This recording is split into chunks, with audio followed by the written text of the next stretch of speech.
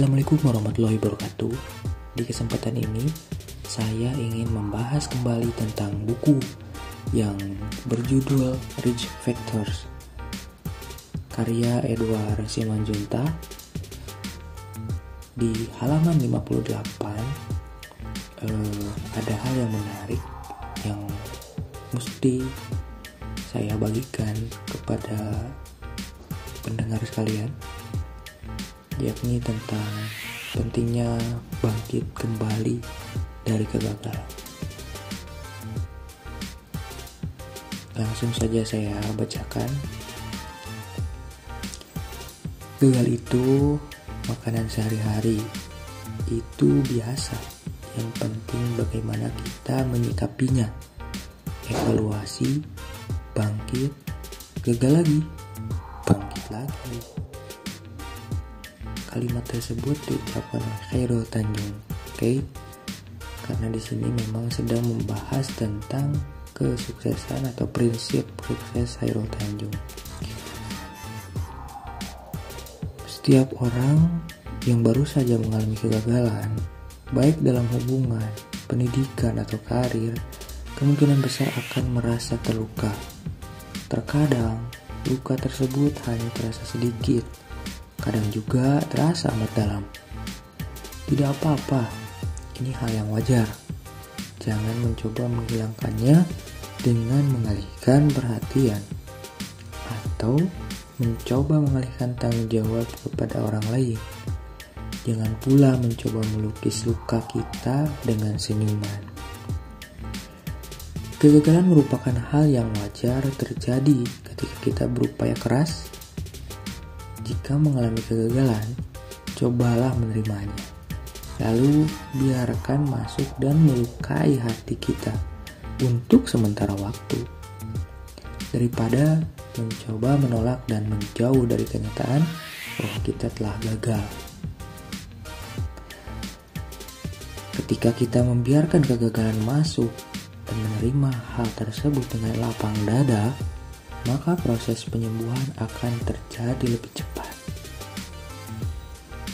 Sebaliknya, jika terus menolak kenyataan bahwa kita sedang mengalami kegagalan, maka emosi-emosi negatif akan muncul di kemudian hari pada saat tak terduga. Kita juga mungkin akan cenderung melampiaskan emosi-emosi pada orang-orang yang kita anggap sebagai penyebab kegagalan. Selain itu, kita juga akan menjadi pribadi yang sering murung, pesimis, marah, atau sedih. Ingatlah bahwa kegagalan bukan berarti kita sedang mengalami kemunduran. Hanya karena kita gagal hari ini atau kemarin, tidak berarti kita akan gagal di lain waktu. Kegagalan juga tidak bersifat permanen dan tidak akan berlangsung selama sisa hidup. Asalkan kita terus bergerak maju. Ketika menghadapi kegagalan, kita harus segera mengambil tindakan dan terus belajar.